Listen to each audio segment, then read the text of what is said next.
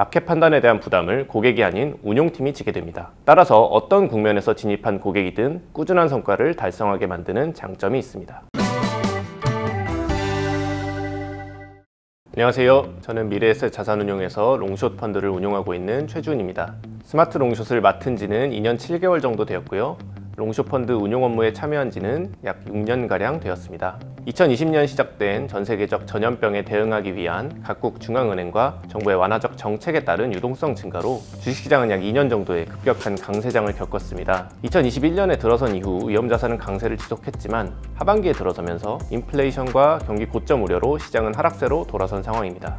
최근 지정학적 이슈까지 불거지며 시장에 여러가지 악재가 반영된 상황이라 단기적인 악재가 일단락되면 주가는 다소간의 회복세를 보일 것으로 전망합니다. 다만 유동성 축소의 방향성은 명확하고 특히 한국 시장은 최근 기업 이익의 향후 추정치가 낮아지는 모습을 보이고 있어 지난 2년과 같은 탄력적인 상승장이 나타나기는 쉽지 않을 것으로 보고 있습니다. 전반적으로 제한적인 시장 전체의 상승세 속에서 성장성 측면이나 정책적 측면에서 차별적 주가 상승이 나타날 것으로 전망합니다.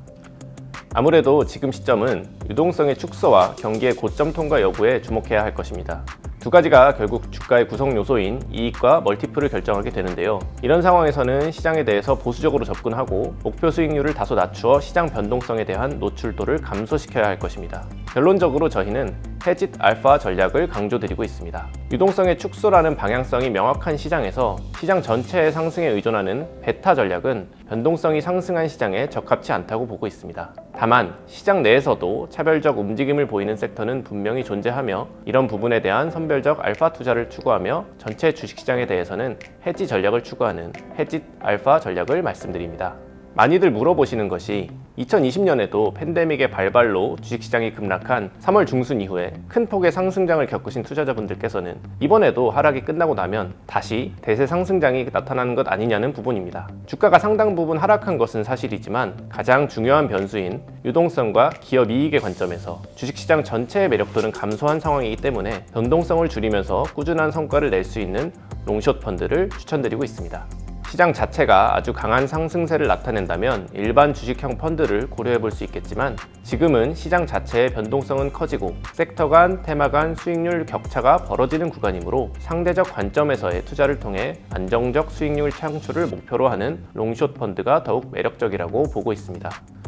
미래에셋 스마트 롱숏 펀드는 약 2에서 30%의 안정적인 채권 포지션과 나머지 주식 포지션에 대한 롱숏 전략 투자를 통해 약 20%의 주식 순 노출도를 가지고 있습니다. 운용팀의 판단에 따라 주식 순 노출도는 약 10% 내외에서 30% 내외까지 조절할 수 있습니다. 주식 포트폴리오 내에서는 기본적으로 탑다운 전략을 통해 시장 전체를 조망하게 됩니다. 대형주와 섹터 대표주의 롱 포지션과 시장 전체에 대한 헤지 포지션으로 이루어진 마켓 헤지 전략이 전체 포트폴리오의 약 60에서 80% 내외를 차지하고 있습니다. 이 마켓 헤지 전략은 시장 전체에 대한 익스포저와 상대적으로 시장 내에서 강세를 보이는 대형 섹터들에 대한 상대적 선호도 관점의 포지션입니다. 시장의 변동성을 줄이면서 상대적 관점에서의 투자를 통해 꾸준한 성과를 달성하게 해주는 펀드의 메인 포지션이라고 할 수 있습니다. 이와 더불어 수익률 개선을 위한 인핸스드 전략의 유연한 활용을 통해 성장세가 뚜렷한 중소형주나 별도의 이벤트가 존재하여 시장과 무관한 추가 성과를 창출하게 됩니다. 특히나 저희 펀드는 공모 펀드로서는 드물게 숏 포지션을 활용함으로써 기업의 지배구조 변화나 특정한 이벤트 상황에서 추가적인 수익 전략을 가져갈 수 있습니다. 일반 주식형 펀드의 경우 펀드 가입자의 수익률을 결정짓는 가장 중요한 요소는 다름 아닌 벤치마크, 일반적으로는 코스피입니다. 주식형 액티브 펀드의 경우 이 코스피라는 벤치마크를 이기기 위해 매니저가 열심히 투자를 하게 되지만 실제로 잘했을 때의 아웃퍼폼 폭과 못했을 때의 언더퍼폼 폭이 그렇게까지는 크지 않은 반면에 결국 코스피가 얼마나 상승했느냐가 고객 수익률을 결정하게 되고요. 그렇기 때문에 사실상 고객이 주식형 펀드에 가입하는 것은 이 코스피의 상승에 베팅하는 것이라고 볼 수 있습니다. 이렇게 되면 고객께서는 시장의 상승을 기대하는, 즉 마켓 타이밍에 대한 베팅을 하게 되는 것입니다. 반면 저희 롱숏 펀드 같은 경우 시장의 향후 움직임을 운용팀에서 판단하여 주식 노출도, 즉 마켓 익스포저를 정하게 되므로 마켓 판단에 대한 부담을 고객이 아닌 운용팀이 지게 됩니다. 따라서 어떤 국면에서 진입한 고객이든 꾸준한 성과를 달성하게 만드는 장점이 있습니다. 저희 미래에셋 스마트 롱숏 50펀드는 투자자 여러분께 단기간에 초고 수익이나 10배 오를 종목을 찾아 매년 엄청난 수익률을 내겠다는 약속을 하지는 못합니다.